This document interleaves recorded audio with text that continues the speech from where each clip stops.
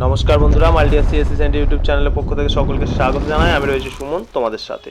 যুবসাথী প্রকল্পের স্ট্যাটাস কিভাবে চেক করবে তা আজকের ভিডিওর মাধ্যমে তোমাদের আলোচনা করে দেবো।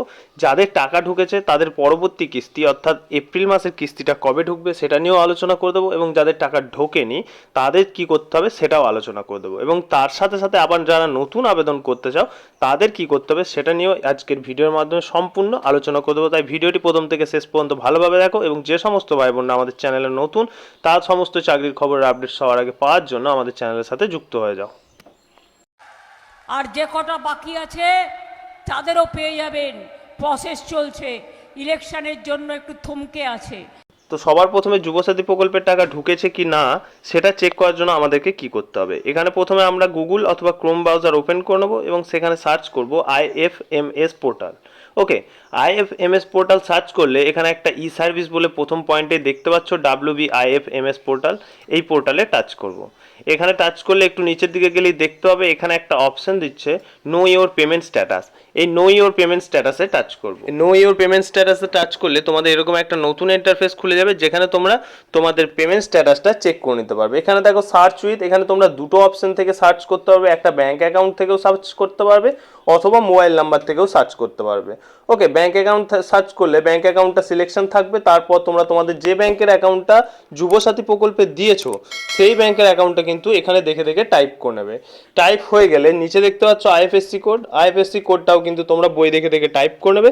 IFSC কোডটা দিলেই কিন্তু তোমাদের মোবাইল নাম্বার শো করবে এখানেই। ওই লিস্টের মোবাইলটা সিলেকশন করার পর তোমাদের রেজিস্টার মোবাইল নাম্বার অর্থাৎ যুবসাথী প্রকল্প আবেদনের সময় যে মোবাইল নাম্বারটা দিয়েছো সেই মোবাইল নাম্বারটা এই জায়গায় সাবমিট করবে। এবার বলে রাখি, ব্যাংকের অ্যাকাউন্ট দিয়ে সার্চ করতে করতে যদি নো ডাটা ফাউন্ড আসে অবশ্যই তোমরা ব্যাংকের অ্যাকাউন্টটা চেঞ্জ করে এখানে মোবাইল নাম্বার দিয়ে সার্চ করবে, মোবাইল নাম্বার ওয়াইজ সার্চ। ওকে, এখানে মোবাইল নাম্বার ওয়াইজ সার্চ করলে শুধুমাত্র এই দুটো অপশন, যেটা এখানে তোমাদের রেজিস্টার মোবাইল নাম্বারটা টাইপ করতে হবে এবং ওটিপি সাবমিট করতে হবে। এখানে রেজিস্টার মোবাইল নাম্বার অর্থাৎ যুবসাথী প্রকল্পের সময় যে মোবাইল নাম্বারটা তোমরা দিয়েছো আবেদনের সময় সেই মোবাইল নাম্বারটা এখানে টাইপ করে দেবে। এখানে টাইপ করে দেওয়ার পর জেনারেট ওটিপি অপশানে টাচ করবে। জেনারেট ওটিপি অপশানে টাচ করলে তোমাদের মোবাইলে একটা ওটিপি ঢুকে যাবে, সেই ওটিপিটা এখানে সাবমিট করবে, তাহলেই কিন্তু তোমাদের স্ট্যাটাস শো করবে। এবার বলে রাখি, স্ট্যাটাস শোয়ের জায়গায় যদি নো রেকর্ড ফাউন্ড দেখায় তাহলে কিন্তু বলে রাখি তোমাদের এখনো পর্যন্ত ব্লক লেভেলের এন্ট্রিটা কমপ্লিট হয়নি। ব্লক লেভেলের এন্ট্রি কমপ্লিট হয়ে গেলে কিন্তু তোমাদের ওটিপি সাবমিটের সঙ্গে সঙ্গে অ্যাকাউন্ট নাম্বার শো করতো। ওকে, এবার কথা হচ্ছে যাদের অ্যাকাউন্ট নাম্বার শো করছে তাদেরও টাকা ঢোকেনি, কিছু কিছু জনের নো রেকর্ড ফাউন্ড আসছে তাদের টাকা ঢোকেনি। এবার কথা হচ্ছে যে তোমাদেরকে করতে কি হবে যাদের টাকা ঢোকে। যুবসাথী প্রকল্পের জন্য নেক্সট আর কোনো রকম কোনো ফর্মালিটি, NPCI লিঙ্ক, হ্যানা ত্যানা কোনো কিচ্ছু করার দরকার নেই। যদি ফর্ম ফিল আপের সময় অ্যাকাউন্ট নাম্বারটা ঠিকঠাক সাবমিট করেছো তাহলে কিন্তু তোমাদের যুবসাথী প্রকল্পের টাকা ঢুকবে।